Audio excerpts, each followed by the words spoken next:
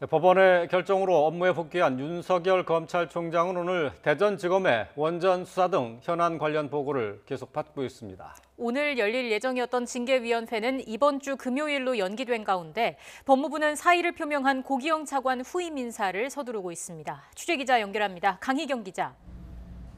네, 대검찰청입니다. 네, 윤 총장 오늘도 대검으로 출근해서 업무를 보고 있죠. 네, 윤석열 검찰총장은 오늘 오전 9시쯤 대검으로 출근했습니다. 어제는 법원에서 집행정지 인용 결정이 나온 직후 1층 현관을 통해 출근하고 간단한 입장도 밝혔는데요. 오늘은 평소처럼 지하주차장으로 출근해 모습을 드러내진 않았습니다. 어제 윤 총장은 오후 5시 10분쯤 출근해 직무 복귀를 공식화했습니다. 부재 중에 있었던 간단한 업무 보고를 받았고 예정보다 늦은 시각인 밤 8시쯤 퇴근했습니다. 오늘도 여러 수사 의뢰건 배당이나 원전 수사 등 각종 현안에 대해 계속 보고를 받고 있습니다. 특히 대전지검이 수사하고 있는 월성 1호기 원전 경제성 평가 조작 의혹이 주요 안건으로 보고될 가능성이 큽니다. 또 윤 총장은 오는 금요일로 예정된 징계위원회에 대비해 준비도 이어갈 전망입니다. 이런 가운데 대검 인권정책관실은 대검 감찰부에 대한 조사에 착수한 것으로 확인됐습니다.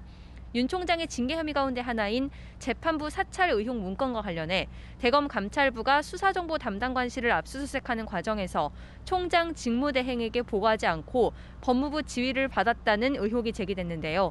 당시 직무대행이던 조남관 대검 차장 지시로 절차에 문제가 없었는지 등에 대해 들여다보기 시작한 겁니다.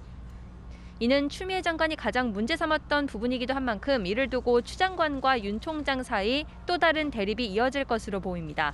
추미애 장관도 오전 9시 반쯤 법무부 청사로 출근했는데 징계 철회 의사가 있는지 등을 묻는 취재진 질문에 아무런 대답을 하지 않았습니다. 직접 들어보시겠습니다. 법무부 감찰위 결정이 장관님 조치와 달랐는데 어떻게 보시나요? 검찰 내부 반발 극심한데 징계 처리 생각 없으신가요? 네, 말씀하신 것처럼 오늘 예정됐던 징계위원회는 이번 주 금요일로 미뤄졌는데요. 법무부 차관 사퇴가 적잖은 영향을 미쳤다고요? 네, 징계위원회는 오늘 오후 4시에 열릴 예정이었습니다. 윤 총장 측에서 어제 오후 징계위원 명단 등을 확인할 수 없다며 기일을 미뤄달라고 요청했는데요. 법무부는 법원의 집행정지 인용 결정이 나온 뒤 충분한 절차적 권리와 방어권 보장을 위해 징계위를 이번 주 금요일로 연기한다고 밝혔습니다. 윤 총장의 요청을 들어준 것으로 보이지만 현실적으로 징계위를 예정대로 열기 어렵다는 점이 반영됐다는 분석도 있습니다. 그제 고기영 법무부 차관은 최근 1년의 사태에 책임을 통감한다며 사의를 표명했고 오늘은 내부망에 글을 올려 어려운 시기에 소임을 마무리하지 못하고 떠나 죄송한 마음이라며 검찰 구성원 모두가 지혜를 모아 극복해내리라 믿는다고 인사를 남겼습니다. 검사징계법상 법무부 차관은 당연직 위원으로 징계위에 참여해야 하고 또 이번 심의에서는 특히 징계 청구권자인 추 장관을 대신해 위원장 역할도 해야 합니다.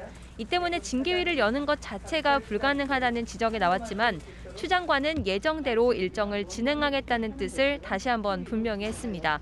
어제도 징계위 연기를 발표하면서 후임 인사를 조속히 실시할 예정이라고 밝혔는데요. 이르면 오늘 인사가 발표될 거라는 관측도 나오고 있습니다. 금요일에는 오후 2시에 징계위원회가 열립니다. 징계위원들은 장관이 지명한 검사 또는 위촉한 외부 인사라 해임 등 중징계가 예상되고 있습니다. 그러나 법원이 집행정지 인용을 결정하며 한 차례 제동을 건 데다 어제 감찰위원회에서까지 추 장관 조치가 부적절하다고 권고해 추 장관이 사실상 사면 초과에 놓였다는 해석도 나오는데요.